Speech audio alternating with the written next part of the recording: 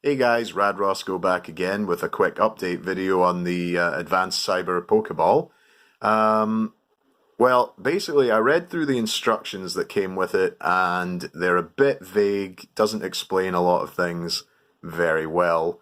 So I spent the last week just experimenting, messing about when I had a free moment, and I've learned a few things and I'm going to share those with you today in case you decide you want to pick one of these up yourself. Okay, let's quickly talk about the buttons. Anyone who's familiar with Tamagotchis or Digimon, which I assume you are if you're watching this channel, will know that you have the A, B, and C button. A is for cycling through things, B is for selecting, and C is for cancelling out. Simple as that. Okay, so as I said, press A to cycle through things. So this is the list of 3 menus that will be displayed to you from the home screen. There's the Pokeball. I'll show you the Pokeball later because that's the most involved thing. I'll start with the Pokedex. This basically just shows you all the Pokemon that you've caught. Nothing too special here. There you see the animation for Ralts that I caught earlier. It's quite cute. He's bowing to us, it looks like. Anyway, so that's all that does. It just shows you the Pokemon and their sprite. Gives you a little bit of information about them, their name and their weight and their height. Their type, obviously psychic type. But that's about it. Still pretty cool, quite involved for such a small device. I'm actually amazed how much information they can store on this, but given its size. Anyway, so that's the Pokedex. So we'll just come out of there. Okay, the next menu I'm going to show you is the most important one because it's where you will explore the map, discover new Pokemon to capture, and encounter wild Pokemon to fight to gain levels and evolve. So it's probably where you're going to be spending most of your time. Anyway, if I press B while we're on the Pokeball, we're met with the first map screen. There's 6 map screens in total. Let's go through this one first. Now, if we press B, you'll see we get a flashing cursor, and we can use A to navigate around. And if we press B again, while the cursor's flashing on something, we can enter that area. So this is the Pokemon Center. This is where you come to store your Pokemon in the computer. So you can store Pokemon in the computer, check the status of your Pokemon. This is the language option. You can change it any time. Obviously, we want to keep it on English. And this is for turning the sound on and off. So there's that. There's no variable volume, it's just sound on, sound off. So that's all you can do in the Pokemon Center area. But if I just quickly show you, my god, that wind is so strong. I wonder if you guys can hear that. Okay, now that we've been to the Pokemon Center and we've shown you everything in there, I can show you one of the other areas. So remember, A button to move the cursor around and B button to enter the area. Now each area is split up into 2 sub-areas. As you can see, this is a sort of grasslands. There's, you might call it the field, the wild area even. There's some clouds and some grass. Okay, and this is a sort of a rocky terrain. So you might expect to find some rock-type Pokemon here. Anyway, so you explore these areas and try to capture or defeat different Pokemon. Anyway, so we press B and we'll have several options. This one is look for Pokemon. You can see the guys sort of looking around. This one is check the status of the Pokemon in your party, which we can do. You can see we've got Blaziken, Machop, Magikarp, of course, my boy Magikarp. Love me a Magikarp. And that's the party at the moment, because you can only have 3 in your party in this, not 6. This is for swapping the order of the Pokemon in your party, so if you want Machop to come out first, you put him first, etc. And yeah, okay. So let's look for a Pokemon, shall we? I can show you that. Okay, what's going to happen is this bar's going to fill up, and if it fills up all the way and you get that noise we just heard, that means you haven't found a Pokemon. So let's just move to the rocky area and see if we have any more luck there. Let's look around again. Oh, immediately we've found a Pokemon. Okay, I can't remember the name of this Pokemon. It's like the Pidgey equivalent.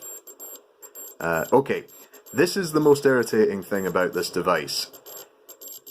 Every time this appears, you're expected to close the device, pick it up, give it a shake, and then open it again. And that's like throwing your Pokeball. I mean, I get it, it's for kids, it's meant to be fun, but actually it's just really annoying having to do that over and over again. And I imagine it's not doing any good to this hinge either, but you know what? It's just the way it has to be. There's no way around it. You have to do that. You have to close it, shake it, and that's you throwing your Pokeball. It's a bit ridiculous, but that's what we have to deal with. Anyway, so this is to battle the Pokemon. This option is to swap out for another Pokemon. So if I don't want to fight the bird with my Blaziken, I can choose my Magikarp and throw him out. And this Pokeball here is for capturing Pokemon. And if I were to choose this Pokeball to capture this Pokemon, I would have to again close the device, shake it, open it up, watch the animation of the Pokeball capturing the Pokemon, and wait and see if we capture the Pokemon. Capturing Pokemon works exactly the same way as it does in the games. If you weaken the Pokemon before you try to capture it, you have a better chance of catching it. Stronger Pokemon are harder to catch, etc., etc. You guys have probably played a Pokemon game before, so you'll know all of this. Anyway, for the purposes of this video, I'm not going to show you that just now. I'm going to show you the battle. Oh, and there's this option for running away as well. So you can run away from a battle just as you would in a traditional Pokemon game if you can't be bothered or you're afraid you're going to lose. Okay, we'll do a battle. I suppose I should explain a little bit about the battling before we actually do it, because it's not complicated, but it's a bit different. Basically, you choose the battle and you'll be met with a sort of a roulette wheel kind of thing, which is interesting. So you don't choose the move that you want your Pokemon to do, like you would in a traditional Pokemon game. There's a sort of roulette wheel, and you have to time your press correctly to get the type of move you want. And the moves are separated up into types. So Blaziken is a flying fire type, so it can use flying or fire moves.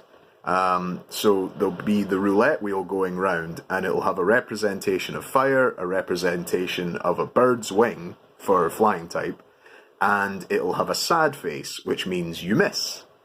So if you hit the sad face, that means you miss. You don't hit the other Pokemon, and you miss your turn, basically, without doing any damage.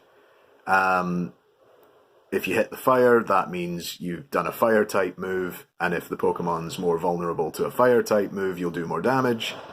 And if you hit the bird's wing, then you'll do the flying-type move. It's pretty simple stuff, but it's a little bit different, so I thought I'd better explain it in more depth. So let's just have a look at it now.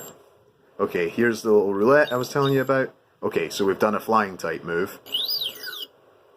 You're met with a nice little animation there. And as you can see, we're massively OP, so we defeated it in one go. He's very happy about that.